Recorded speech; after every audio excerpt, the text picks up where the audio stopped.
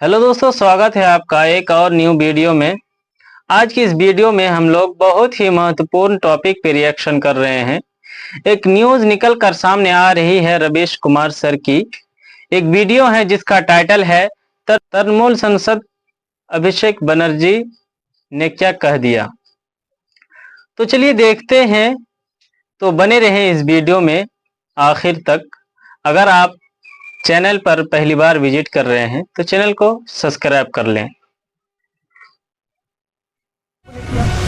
Sir आप अपना पद का मान रखिए सर, उनको उठ के बोलिए माफी मांगेगा। Then I continue my speech. No sir, you have to intervene.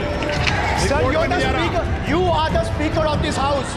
No sir, कोई 60 साल पहले जवाहरलाल नेहरू का बात करेगा, दूसरे नेताओं का बात करेगा, तब आप कुछ नहीं बोलेंगे। मैं 5 साल पहले का डिमोनेटाइजेशन का बात करूंगा तो आप कहेंगे भाई वर्तमान इशू पे बोलिए। सर ये पक्षपात नहीं चलेगा सर। ये मुझ पे आरोप लगाने में पढ़ के बोल रहा हूँ। पीएम टेलीकॉम कैसे बोलते हैं सर? प्राइम मिनिस्टर बोलते हैं तो मैं पढ़ के बोलूंगा सर। इनके पास कागज नहीं है और पूरा देश से कागज मांग रहे हैं सीए का नाम पे। ये बीजेपी है। नमस्कार, मैं रवीश कुमार। तृणमूल कांग्रेस के सांसद अभिषेक बनर्जी और लोकसभा के अध्यक्ष ओम बिरला के बीच संवाद की काफी चर्चा है।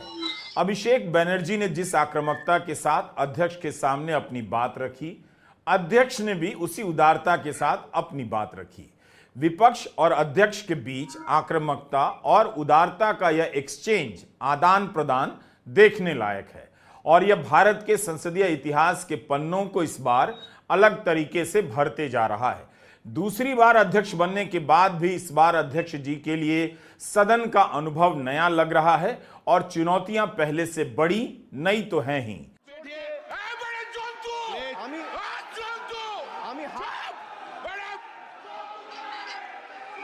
इसलिए 17वीं लोकसभा के अध्यक्ष ओम बिरला और 18वीं लोकसभा के अध्यक्ष ओम बिरला के कार्यकाल में काफी अंतर होने जा रहा है।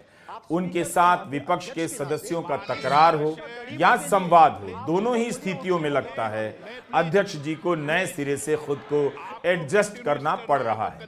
राष्ट्रपति के अभिभाषण के दौरान राहुल गांधी ने कह दिया, आप मोदी जी से झुककर हाथ मिलाते हैं और मुझसे पीठ सीधी रखकर आपको किसी के सामने झुकने की जरूरत नहीं। अखिलेश यादव ने कह दिया, जिस सदन से मैं आया हूं वहां सभापति की कुर्सी बहुत ऊंची है, इस तंज में बहुत नजाकत है। बहुत शालीनता और करीने से अखिलेश ने वो बात कह दी जो कई बार साफ साफ कह देने से भी नहीं कही जा सकती है।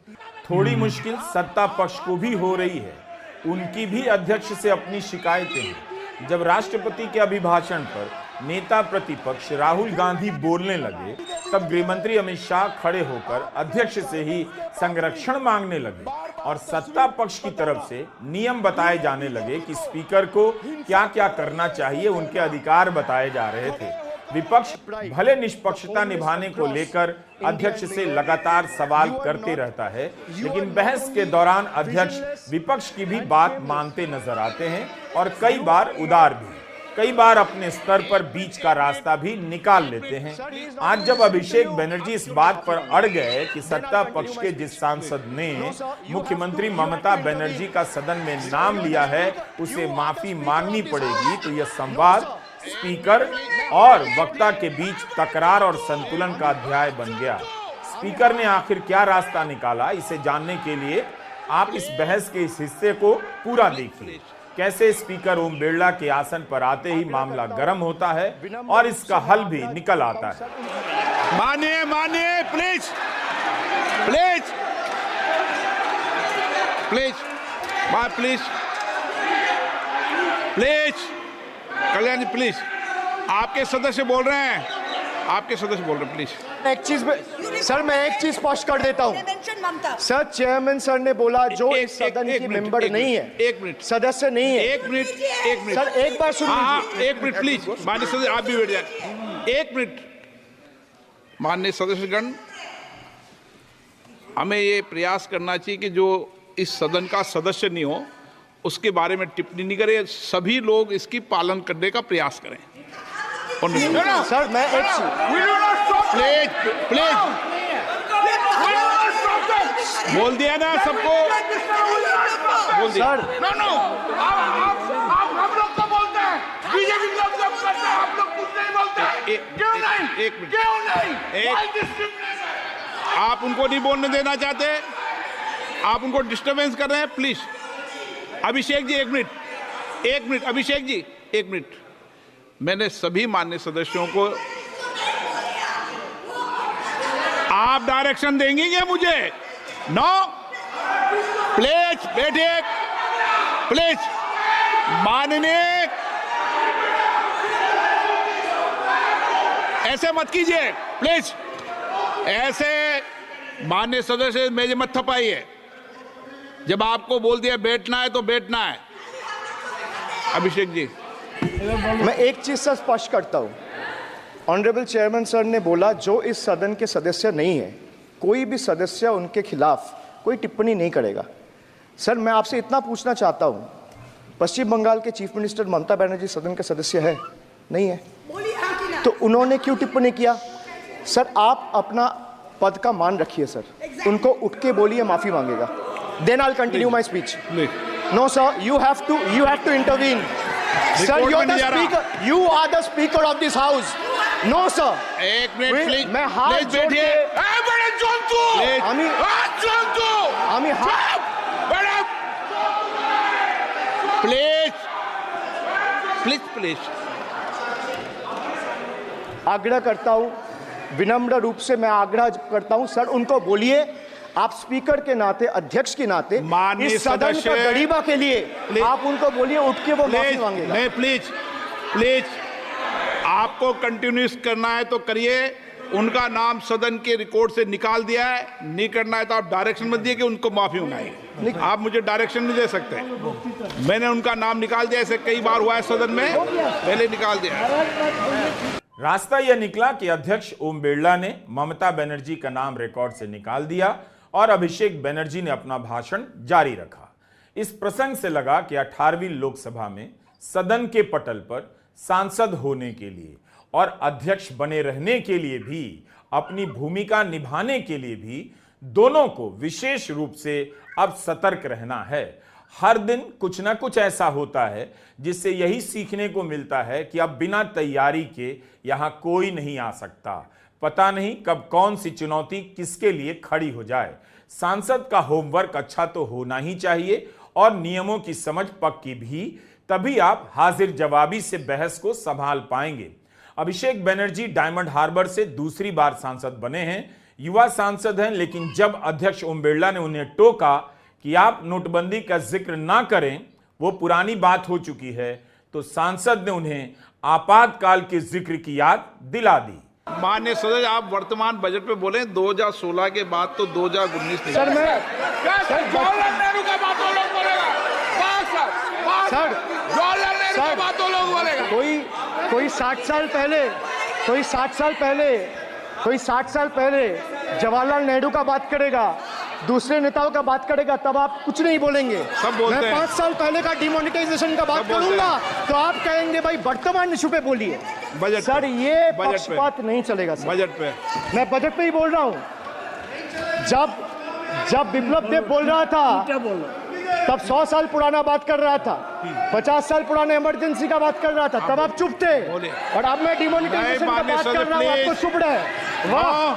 वाह सर, वाह। बोलिए अपनी बात पे। D for tragedy, and this is the tragedy. The example you all set in the house, this is why I say T for tragedy. तो आपने देखा कि इस बहस के दौरान कैसे जवाब आने पर उससे किनारा भी कर लिया गया।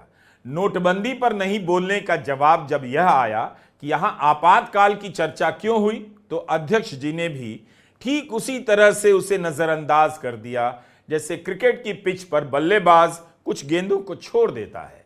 सदन में हर टोका टोकी पर अगर फैसला होने लग जाए, निलंबन होने लग जाए, तो शाम तक वो सदस्यों से खाली हो जाएगा। 18वीं लोकसभा की अभी तक सबसे अच्छी बात यह रही कि विपक्ष और अध्यक्ष के बीच खूब तकरारें हुई, मगर अभी तक 100 सांसद निलंबित नहीं किए गए हैं और ना निलंबित करने की चेतावनी प्रमुख रूप से सुनाई दी है।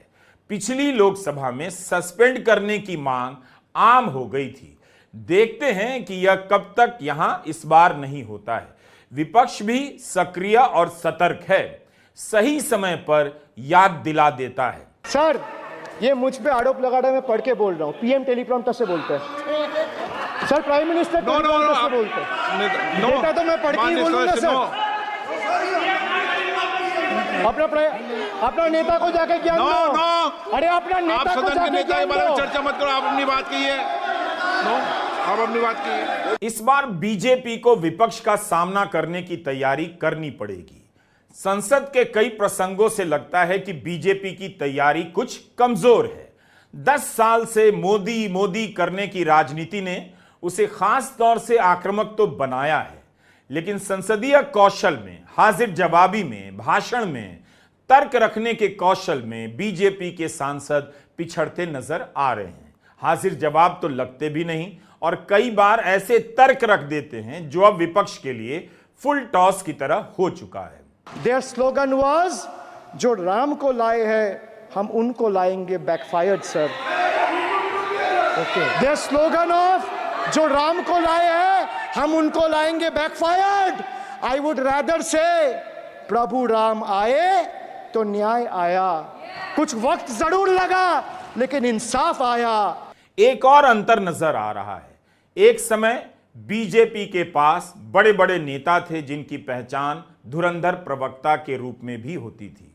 आज बीजेपी के प्रवक्ताओं की यह हालत है कि उसे टीवी चैनल से उधार के तौर पर प्रवक्ता लाने पड़ रहे हैं। एक समय था जब इंतजार होता था कि विपक्ष की तरफ से किसका जोरदार भाषण होगा। सदन की बात कर रहा हूं। अब समय बदल गया है। विपक्ष के सांसद बेहतर तैयारी के साथ सदन में बोल रहे हैं। अभिषेक बनर्जी ने सरकार को चुनौती दी, कहा कि बंगाल के साथ भेदभाव हो रहा है, फंड नहीं दिया जा रहा है, अगर मेरी बात सही नहीं है तो सरकार कागज दिखाए। ठीक वैसे ही जैसे नागरिकता कानून के समय सत्ता पक्ष के लोग आम लोगों से कागज दिखाने के लिए कहते थे, तो मैं भी उनसे कागज दिखाने की मांग कर रहा हूं। Sir, I challenge the honorable finance minister if she can release the white paper of how many dime, penny or rupees the central government has given to Bengal after its embarrassing defeat in the West Bengal legislative elections in 2021. Sir, in the last 3 years, let me put this on record. And sir, मैं कुछ बोलूंगा वो सही हो सकता है, आप उसके टिप्पणी करेंगे वो सही हो सकता है, गलत हो सकता है। सर, कागज तो झूठ नहीं कहता है। मैं बस इतना कह रहा हूं कि 2021 में आपने बंगाल में हारने के बाद आपने मनरेगा के लिए बंगाल में कितना पैसा दिया और आवास योजना में 2021-22, 22-23, 23-24 फाइनेंशियल वर्ष में आपने अगर साबित कर दिया व्हाइट पेपर रिलीज करके कि 10 पैसा दिया है, 10 पैसा। सर देखिए, मैं व्हाइट पेपर मांग रहा हूं, ये चिल्ला रहे, अरे भैया व्हाइट पेपर दे दो, व्हाइट पेपर दे दो, कहानी खत्म। सर, जिसके पास कागज नहीं होगा, सर व्हाइट पेपर मांग रहे हैं, सर व्हाइट पेपर मांग रहे हैं, चिल्ला रहे हैं, इनके पास कागज नहीं है और पूरा देश से कागज मांग रहा है सीए का नाम पे। ये बीजेपी है, ये बीजेपी है। आप बीच बीच में मत टोकिए। संसद को आप विपक्ष की नजर से देखिए और फिर सत्ता पक्ष की नजर से देखिए, अलग अलग तस्वीर नजर आएगी। विपक्ष के सांसदों ने इस बार बीजेपी की राजनीतिक भाषा की काट खोज ली है। उसकी भाषा पुरानी पड़ने लग गई है बीजेपी की। 2014 में आते ही प्रधानमंत्री मोदी ने एक खास तरह की शब्दावली और नामावली का इस्तेमाल करना शुरू किया, जिसे अंग्रेजी में एक्रोनिम और अब्रिविएशन कहते हैं। पहले अक्षर को जोड़ जोड़कर नाम बनाए जाने लगे। इस तरह से योजनाओं के भी नाम रखे गए और विपक्ष को भी टारगेट किया गया। अब विपक्ष उसी एक्रोनिम और एब्रिविएशन का इस्तेमाल कर बीजेपी और प्रधानमंत्री मोदी को घेरने लगा है। Amidst all the failures in the last decade, the PM and his government achieved something truly remarkable. A world-class collection of abbreviations. With more than 110 acronyms or abbreviations up their sleeve. Every new initiative feels like almost a linguistic surprise. Who need plain names, sir, when you can have a whole vocabulary of letters to decipher? 110 names, just imagine. And why I am talking about abbreviations or acronyms? Because I want to reply to this government in a language they understand. Sir, from ART. ART means accountability, responsibility, transparency. To Hriday, which means Heritage Development and Augmentation Yojana. To Udan, which means Ude Desh ke Aam Nagarik. To Gobar, which means galvanizing organic bio-agro resources. They have thrown every absurd acronym possible at the people of this country. 110 names. And like I said, I want to reply to this government in a language that this government and the union minister, especially the union finance minister, understand. So budget, B-U-D-G-E-T. It has 6 letters. And I will explain all 6 letters in details. Betrayed शब्द और betrayal unparliamentary category में आता है, वो इसका इस्तेमाल नहीं कर सकते। इसके अलावा उन्होंने मिनियन शब्द का इस्तेमाल करा जो आपत्तिजनक है। इन्होंने व्यक्तिगत टिप्पणी करी हमारे यशस्वी प्रधानमंत्री श्री नरेंद्र मोदी पर और इसेंट्रिक शब्द का इस्तेमाल करा। मेरा आपसे निवेदन है कि इन दोनों के लिए, इनको तीनों बातों के लिए इनको माफी मांगनी चाहिए और रिकॉर्ड से ये तीनों शब्द एक्सपंज होने चाहिए।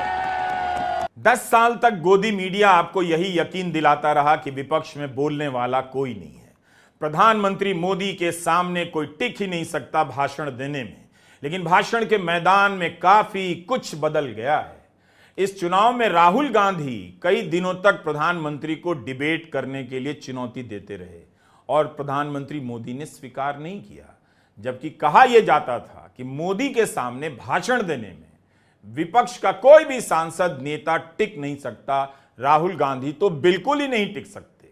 लेकिन वो मुकाबला इस चुनाव में हुआ नहीं। ऐसा ही मुकाबला इसी साल अमेरिका में हो गया। 27 जून को अटलांटा में CNN न्यूज चैनल के मुख्यालय में डोनाल्ड ट्रंप और राष्ट्रपति जो बाइडेन के बीच डिबेट हुई। ट्रंप ने जो बाइडेन को परास्त कर दिया। जो बाइडेन की इतनी बदनामी हो गई कि उन्हें राष्ट्रपति की दौड़ से बाहर होना पड़ गया है। भारत में अगर इस तरह की डिबेट हो गई होती तो क्या होता? इस वीडियो को देखने के बाद इस सवाल पर सोचते रहिएगा और हमारे YouTube channel Ravish Kumar official को सब्सक्राइब भी कीजिए, ज्वाइन भी कीजिए। आपकी हमें बहुत जरूरत है। नमस्कार।